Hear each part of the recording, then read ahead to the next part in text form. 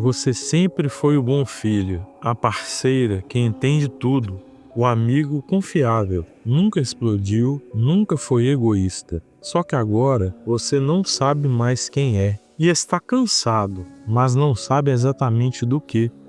Às vezes, a coisa que mais te destrói é a mesma que os outros mais elogiam: a doçura, a disponibilidade, a maturidade. Porque tem gente que só aprendeu a se manter amado sendo útil. E você sabe disso, porque já sentiu que ser você não bastava. Ninguém manda, mas você obedece. Não tem contrato, mas você cumpre.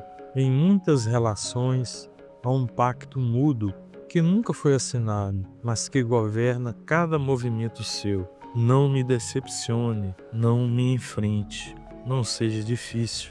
Para manter esse amor, você vai cedendo, se dobrando, se editando, até virar um reflexo perfeito do que o outro quer ver. Isso tem nome: lealdade invisível. É um tipo de amor onde só existe espaço para você se você se diminuir, se você se tornar menor, se você desaparecer um pouco a cada dia. Você conhece esse mecanismo. Quando alguém próximo está irritado, você já muda seu comportamento antes mesmo que digam qualquer coisa. Quando percebe que sua opinião pode gerar conflito, você engole as palavras. Quando sente que sua presença está pesada demais, você se retira em silêncio. Isso não é submissão consciente, é algo muito mais sutil e devastador. É a crença profunda de que você só merece amor se não der trabalho, se não incomodar, se não existir completamente. A lealdade invisível te ensina que amar é se sacrificar, que cuidar é se anular, que ser bom é nunca ter necessidades próprias. E você vai aprendendo a ser o que precisam que você seja, até esquecer completamente quem você era antes de começar a representar. O mais cruel: ninguém pediu isso explicitamente, você mesmo se ofereceu, porque aprendeu muito cedo que ser você custava caro demais.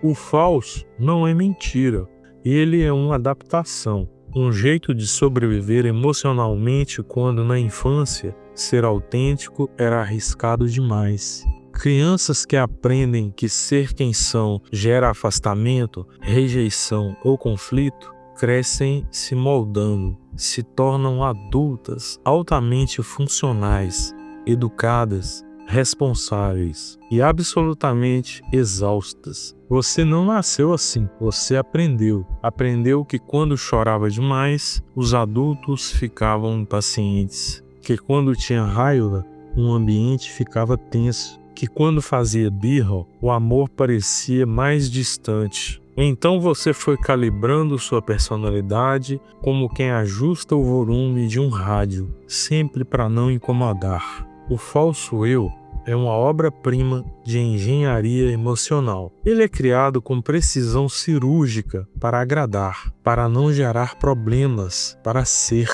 ser palatável. Ele sorri quando deveria chorar, concorda quando deveria discordar, se cala quando deveria gritar. E funciona por anos, décadas até. Você vira a pessoa em quem todos confiam, o ombro amigo, aquele que sempre entende, aquele que nunca reclama. Você constrói uma identidade inteira em torno de ser conveniente, útil e agradável.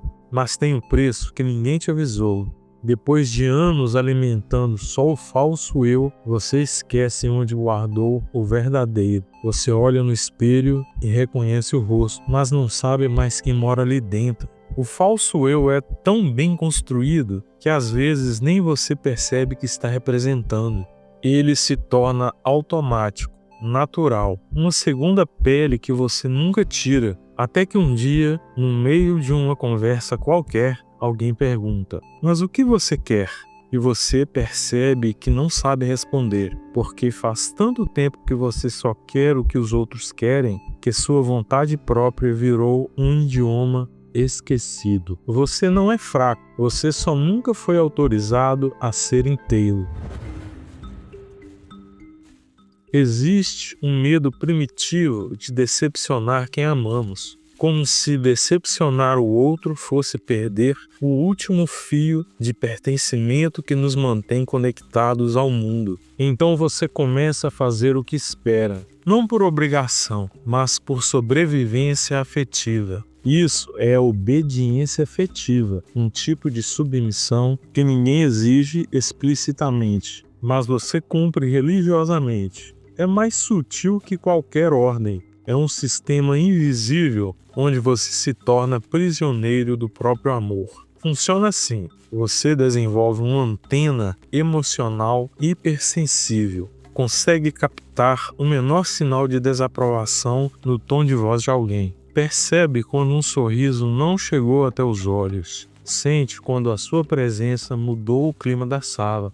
E então, automaticamente você se ajusta. Se a pessoa parece cansada, você se torna mais silencioso. Se ela está estressada, você vira mais prestativo. Se ela demonstra qualquer incômodo, você imediatamente procura o que fez de errado para consertar. Você não tem mais comportamento espontâneo, você tem reações, reflexos condicionados para manter o outro confortável, para não ser demais, para não ser difícil. A obediência afetiva te convence de que isso é amor, que cuidar é se antecipar aos desejos do outro, que amar é nunca gerar desconforto, que ser uma boa pessoa é ser invisível quando necessário. Mas não é amor, é terror disfarçado de carinho. É terror de que, se você for completamente você mesmo, com suas necessidades, seus limites, suas opiniões inconvenientes, o outro pode decidir que você não vale a pena, que você é descartável, que você é demais. Então você vai se editando, cortando as arestas, diminuindo o volume da sua personalidade, até que um dia percebe que você não tem mais vontade própria, só condicionamento. Você se tornou um reflexo perfeito das expectativas alheias, uma versão de si mesmo aprovada pela censura do amor. E o mais devastador, você fez isso pensando que estava sendo generoso, maduro e compreensivo, quando na verdade você estava se matando aos poucos. Quando a ficha cai, dói. Não existe libertação sem luto, porque reconhecer que você nunca se escolheu, que passou décadas vivendo uma vida editada, censurada, diminuída, é devastador. É um tipo específico de dor, o luto de quem você poderia ter sido. Você começa a ver os momentos em que se traiu, todas as vezes que engoliu palavras que precisavam ser ditas, todas as situações em que concordou quando cada célula do seu corpo gritava não. Todos os sonhos que você abandonou porque alguém achou que eram irreais demais. É como descobrir que você viveu a vida inteira numa casa emprestada, usando roupas que não eram suas, respondendo por um nome que não escolheu. E a pergunta que mais dói: quantas versões de mim mesmo eu assassinei para manter a paz? Você lembra da criança que era curiosa demais, que fazia perguntas inconvenientes, que sonhava alto? O que aconteceu com ela? Quando foi que você decidiu que ela era problemática? Você lembra do adolescente que tinha opiniões fortes, que queria mudar o mundo, que se recusava a aceitar injustiças? Quando foi que você o convenceu de que era melhor ser realista? Você lembra da pessoa que queria escrever, pintar, viajar e amar sem medo, que pessoas responsáveis não podiam se dar? O luto de não ter se escolhido é reconhecer que você foi o assassino e a vítima, que ninguém te obrigou a se diminuir. Você mesmo se ofereceu para o sacrifício, pensando que estava sendo amor próprio, quando era autodestruição disfarçada. Mas aqui está a reviravolta. Esse luto doloroso é também onde nasce a virada, porque é só quando você sente a dor completa de ter se abandonado que surge a pergunta nova revolucionária: e se eu parasse? E se eu desapontasse? E se eu dissesse não? E se eu existisse inteiramente? Mesmo que isso custasse aprovação?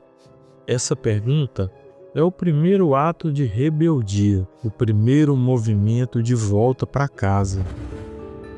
Não tem escolha indolor nessa vida. Para caber nas expectativas alheias, se você continuar decepando partes de si mesmo, vai perder a alma. Devagar, silenciosamente, mas de forma irreversível. Se começar a escolher, a existir inteiramente, a honrar quem você realmente é, vai perder alguns vínculos. Algumas pessoas vão ficar desconfortáveis. Algumas relações vão se revelar frágeis demais para suportar a sua autenticidade. A diferença é devastadora. O primeiro caminho te mata aos poucos. O segundo te devolve. Escolher-se não é egoísmo, é sobrevivência emocional. É entender que você não pode salvar relacionamentos sacrificando sua própria existência. Que não existe amor verdadeiro onde só uma pessoa tem permissão para existir completamente. É descobrir que dizer não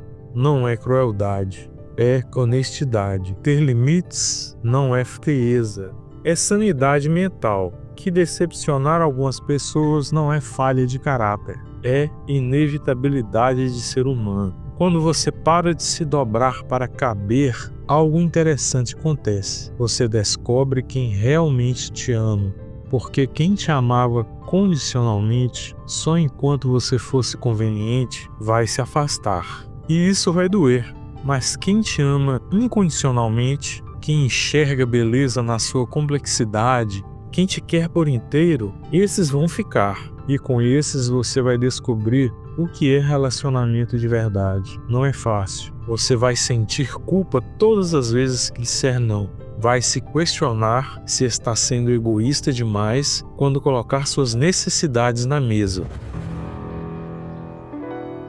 Vai ter medo de estar machucando pessoas que só querem seu bem. Mas existe uma pergunta que não sai da sua cabeça. Se eles realmente querem seu bem, por que meu bem-estar nunca importou? Bem, a coragem de se escolher não é um ato único, é uma decisão diária. É acordar todas as manhãs e perguntar: o que eu preciso hoje? Em vez de o que os outros esperam de mim hoje. É aprender a diferença entre ser amado e ser útil. É descobrir que você pode ser uma boa pessoa sem se sacrificar, que pode amar profundamente sem se anular, que pode cuidar dos outros depois de ter cuidado de si mesmo. E quem te amar nesse segundo modelo, esse sim te ama sem manual de instruções, porque escolher-se não é sobre se tornar insensível, é sobre se tornar verdadeiro.